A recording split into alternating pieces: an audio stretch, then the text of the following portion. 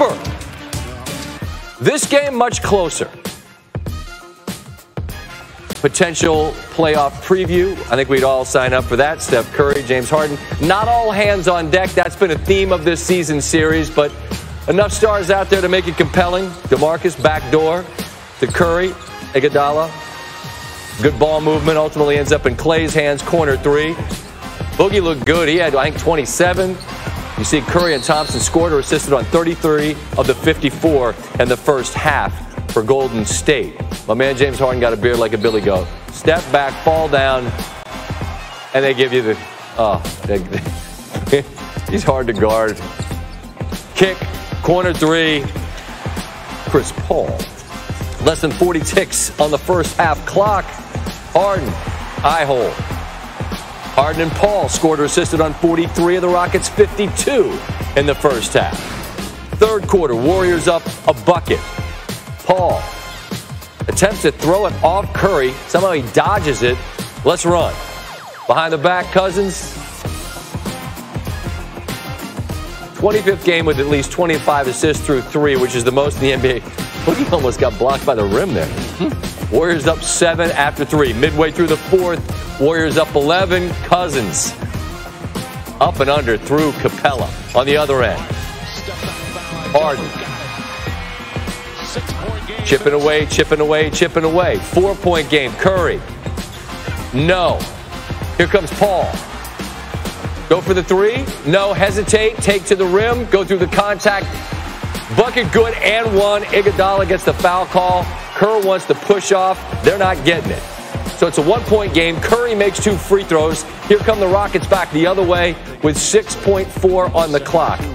They fouled Harden. He missed it, made the first, missed the second. They get a tip out. I don't think they were trying to miss, but they got a tip out. And in the chase down, in the gather and the throw, and Golden State gets the win. Here's Steve Kerr afterwards. You know, it's a good win for us, and we got 15 games left now to continue to figure out how to use everybody, the combinations, all that stuff. So this was a good night. Steph, what do you think got DeMarcus going tonight? I mean, we made a concerted effort to try to feed him in the post because of the way that they play defense. But he's DeMarcus Cousins. I know he's been through a lot this last year and had some ups and downs since he's been back, but nothing he does out there should surprise anybody. So the Warriors avoid a season sweep. Haven't won consecutive games over a month. Hard to believe, though, they're going to try to end that on Saturday night on ABC in Oklahoma City.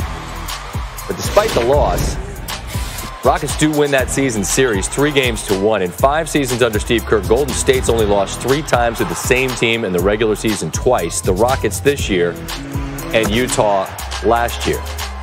Season series is over. I think it's key to point out, how much do you want to make of the season series? Well, stars have missed games. Rockets won by 21 in November when the Warriors were without Steph. In January, a 1-point game. In the absence of Chris Paul, last month, the Rockets won without James Harden, and the Warriors get this win with Kevin Durant sitting out. We got Tim Legler standing by for more on that game. The first game of the doubleheader tonight on ESPN saw OKC return home to entertain the Brooklyn Nets. Warm reception as Russell Westbrook returns home after that ugly incident in Utah with a fan. The Jazz said in a statement as they banned that fan for life yesterday, and I'm quoting here, "We all have a responsibility to respect the game of basketball and, more importantly, each other as human beings." Isn't it really that simple? It's that simple. Like, when did we get so disconnected from basic human decency? We could just be better to each other, right? Westbrook obviously going to be welcomed home very, very warmly. And, yeah, we got your back, Russ.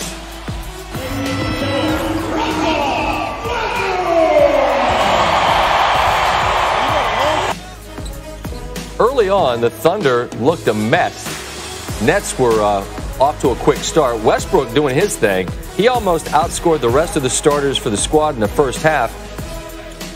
You see the shooting, not very good. 27% for everybody not named Westbrook. Nets leading by 5. Westbrook steps into that three, cuts the deficit to 2. 1-point game. Russell working on Karis LeVert, backs him down. He is so strong compared to his frame. Rock that baby. Thunder lead, and it's one of these deals where we got all the televisions on and we're paying attention to all the different college tournaments, this and that, and all of a sudden you're like, wait, what happened? The Thunder putting this one to bed. That's a Steven Adams layup, and now it's a 10-point game, and, well, what do you know? Now it's 13. 26 triple-double for Westbrook, ties for most in a season, fourth most, I should say, in a season in NBA history, and the passion that's always on display goes for 31, 12, and 11. Paul George, 25 and 9. Tim Legler is standing by, and we're gonna pass on the touchscreen. It's coming up in LA. Cool. Let's just have a conversation about the West, because Golden State's Golden State. And is Denver in its own place? In other words, are we talking right now for you about the Rockets, the Thunder, and Golden State? They are, and I don't want to sell Denver short. I just think that lack of experience and having been there and that progression to take place that quickly from where they were to be in the conference finals. Yeah. I just think that's a hard place for me to go. So I look at Oklahoma City, I look at Houston, and I think for me, Oklahoma City's a big if team. How so? Their offense is their worst enemy. They shoot themselves in the foot at bad times and make bad decisions. The one thing, though, that I love about this particular group, I think it's the best chance Westbrook's had since Durant left. They've solidified their starting lineup, and they needed that. There was a lot of flux with that team, and you weren't getting consistent minutes out of Jeremy Grant or consistent production. He has not locked down the 4 spot now. Terrence Ferguson is a completely different player. He can defend, and now he's knocking down threes at a 40% plus clip.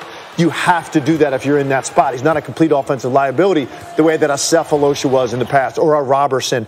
He can actually make shots. He's a threat. Adams is playing great. And then, of course, Paul George, best year of his career. So, for me, that group has a chemistry on the court now. If they get enough contributions out of their role players and Russell Westbrook makes great decisions in important moments that can potentially flip a series, I think Oklahoma City's team defense and speed is the best matchup for Golden State. So if they can avoid them until the conference finals, I think that's who you'll see.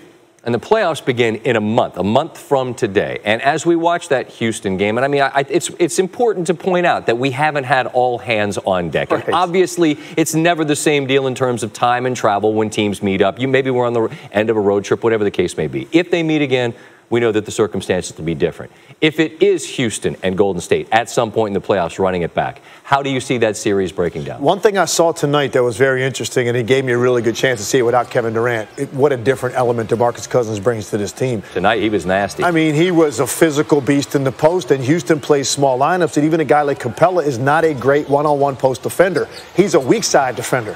So when you put the ball in Cousins' hands, and they did it out of timeouts tonight, Scott, late. And it was so unique to watch the Golden State Warriors run something for a post-up to get offense. Bully ball. Out of a timeout. And he got a one-on-one play against Capella and treat him right. Just a little reverse layup. So, for me, the physicality of Cousins and that option now to go in that looks like playoff basketball. Everything's slowed down now. We just took 6 straight threes. Okay, Steve Kerr's like, let's pump the brakes for a second. Throw the ball to this guy. The fact that they have this monster post player that can give them a high-quality shot if they don't double-team, I think now that's where they're going to separate from Houston. And I thought the most interesting thing that we just heard in that little bit of sound from Steve Kerr is that they're still trying to figure out how it all fits together. And I have a feeling that they'll figure it out between now and the month, and then we'll see where you and I are when we're sitting out here in May, and I suspect you. Appreciate the time, Tim. Got it. Patrick Beverly, Scott Van Pelt, what's happening? What's up, baby? You all right? Man, life's beautiful. You? You know what? I cannot complain, brother. It's an honor to be talking to you right now. Well, let's just stop that nonsense right off the bat. That's how it started, and it didn't stop for like 15 minutes. I said, we got to go. He said, that's it? We talked a lot about stuff, and that's the tease. You're going to enjoy it.